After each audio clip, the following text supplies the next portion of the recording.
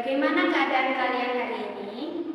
Alhamdulillah, semoga kita selalu diberikan kesehatan ya, agar kita bisa belajar dengan semangat pada hari ini. Oke, anak-anak, Ibu minta tolong ketua kelas untuk memimpin doa. Amin. Oke. Sekarang Ibu presensi dulu ya, teman-teman. Hari ini siapa sih yang tidak hadir? Oh, kenapa? Sakit. Oke. Sudah. Nah, anak-anak, ada yang tahu nggak sekarang kita akan belajar apa? Kemarin kan kita sudah belajar tentang pengertian teks prosedur, struktur teks prosedur. Kemudian hari ini apa sih yang akan kita pelajari?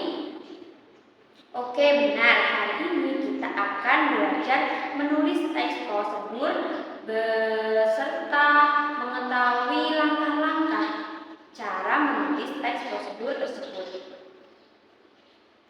Anak-anak, dari kalian apakah ada yang pernah membuat sesuatu atau melakukan sesuatu sesuai dengan langkah-langkah atau sesuai dengan prosedurnya? Oke, Budin pernah membuat apa? Membuat nasi goreng. Itu kamu sesuai dengan langkah-langkahnya atau tidak? Sesuai. Oke, karena kalau tidak sesuai kita tidak akan mendapatkan hasil yang kita inginkan. Jadi ketika kita melakukan sesuatu atau akan membuat sesuatu harus sesuai dengan prosedurnya supaya tujuan yang kita inginkan itu tercapai. Pertama-tama Ibu akan putarkan video prosedur pembuatan teh manis dari YouTube. Sekarang kalian harus menyimak video yang Ibu tayangkan dari YouTube ini dan kalian bisa mencatat poin-poin penting atau kata-kata penting yang kalian temukan dalam video tersebut ya.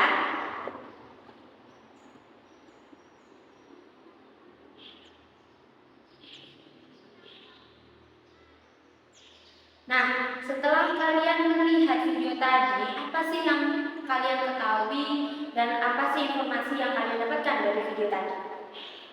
Oke, mengenai alat dan bahan pembuatan teh manis apa saja? Ada gula, ada teh, ada air panas, dan sebagainya. Kemudian untuk langkah-langkahnya, pertama kalian harus menyiapkan gula ke dalam gelas. Kemudian kalian harus memberinya teh panas dan memberinya teh celup. Kemudian diaduk seperti itu. Apakah dari kalian ada yang membuat teh panas tetapi tidak sesuai dengan video yang kalian tonton tadi? Oh, bagaimana? Oke, mungkin membuat tehnya dengan cara langsung merebusnya di dalam panci, dijadikan satu, kemudian diaduk di panci, kemudian setelah itu baru dituangkan ke gelas. Ya, karena pengalaman kalian berbeda-beda, tentunya cara membuat teh tersebut juga berbeda-beda.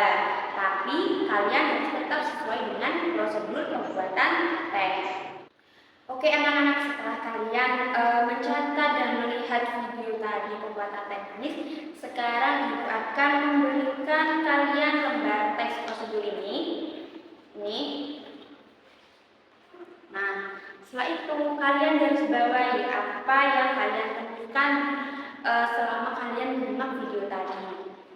Kalian berikan tanda saja ya bagian bahan-bahannya, langkah-langkahnya, ataupun kalimat-kalimat yang sering digunakan dalam teks prosedur itu kalian berikan tanda. Anak-anak, setelah kalian menyimak video tadi dan mendapat informasi penting, sekarang Ibu akan menguji pemahaman kalian terkait sejauh mana sih kalian mengerti mengenai struktur dan kaidah kebahasaan teks prosedur. Jadi Ibu akan bertanya, Amel, apa sih struktur dari teks prosedur sendiri? Ya, benar, ada 5, yaitu yang pertama judul, yang kedua tujuan, yang ketiga alat dan bahan, yang keempat langkah-langkah, dan yang kelima adalah penutup. penegasan ulang dalam teks prosedur.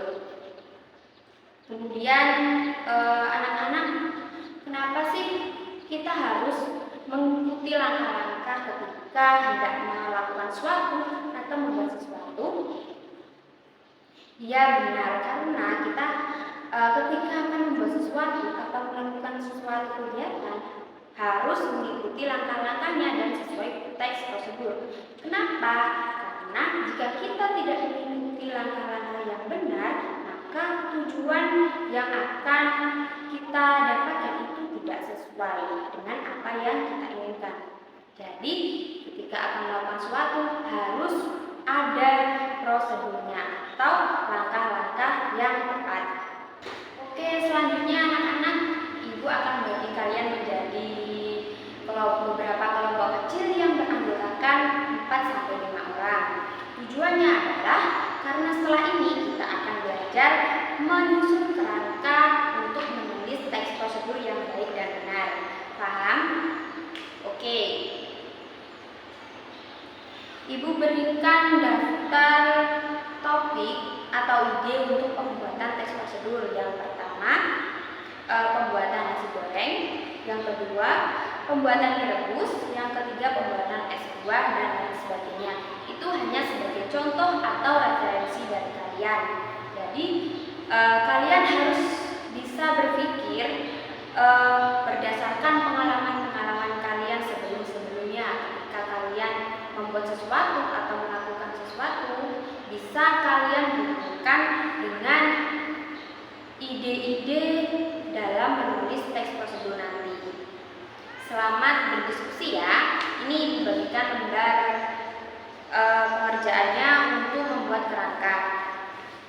Oke anak-anak, waktu sudah habis untuk menyusun kerangkanya. Yaitu sekarang kegiatannya adalah menulis teks prosedur berdasarkan kerangka yang telah kalian diskusikan tadi.